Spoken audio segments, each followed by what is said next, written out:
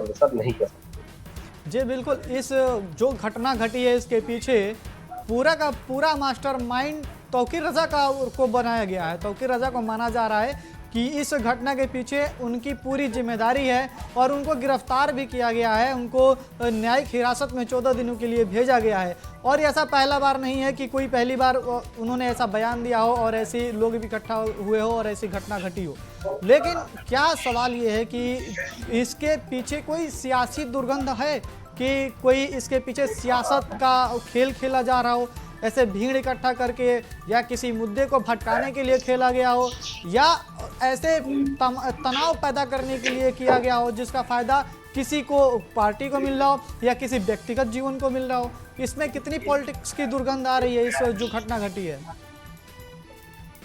देखिए इमरान, जब भी उत्तर प्रदेश में इस तरीके से घटनाएं हुई हैं, चाहे अगर हम बात करें खास तौर पे हिंदू मुस्लिम का जब भी मुद्दा हुआ, तो जाहिर सी बात है कि राजनीतिक पार्टियों को इसका बड़ा लाभ मिला है। उसके तमाम राजनीतिक रुपया भी सीखी गई है, एक दूसरे पर वार भी हुए हैं और एक दूसरे पर बयानबाजी भी हमने देखे हैं कि किस तरीके से जो राजनीतिक लोग हैं वो एक दूसरे किस तरीके से प्रतिक्रिया देते हैं। लेकिन यहाँ पर क्योंकि एक किसी जो व्यक्ति है, ऐसा व्यक्ति जो किसी पॉलिटिकल पार्टी से जुड़ा नहीं, मौलाना तौकीर रजा किसी राजनीतिक दल से जुड़े नहीं है। वो एक लोगों का आह्वान करते हैं और उसके बाद लोग इकट्ठा होते हैं, तो कहीं न कहीं यहाँ पर एक कहा जाए तो ये एक साजिश की तैयारी थी और कहीं न कहीं इस साजिश में जो है राजनीतिक रुपया सेकने की कोशिश भी की जा रही है। क्योंकि जब कानपुर में घटना हुआ, कानपुर में जब आइला मोहम्मद का पोस्टर वगैरह लेकर वहां पर लोग निकले, तो वहां पर जो है हमने देखा कि इस तरीके से पुलिस ने कार्रवाई की, कई लोगों पर FIR हुआ, पुलिस ने वहां पर लाठीचार्ज भी किया था, जिसके बाद तमाम मुस्लिम संगठन के लोग खुलकर सामने आ गए। और इतना ही नहीं,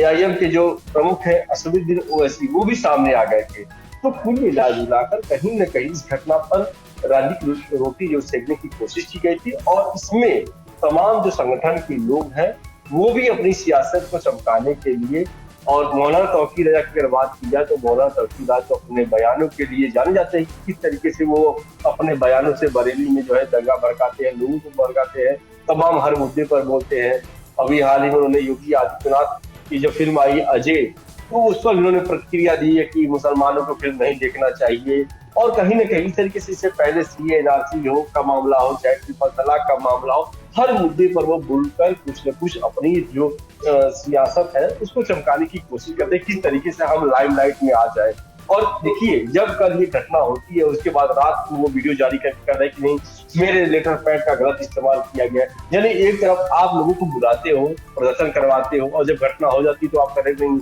मेरे साथ जो है साजिश हो रही है। तो कुल मिलाकर इस पूरी घटनाक्रम का अगर मुख्य आरोपी पुलिस ने बताया है तो वो मौलाना तौकीर रजा को इसलिए बनाया है क्योंकि उनके आह्वान पर, उनके बुलावे पर लोग इकट्ठा हुए थे। तो कुल मिलाकर यही कहा जाता है कि मौलाना तौकीर रजा अपनी सियासत को चमकाने के लिए किस तरीके से लोग उनके बुलावे पर आते हैं, लोग उनकी बातों को सुनते हैं, ये दिखाने की कोशिश कर रहे थे। और शायद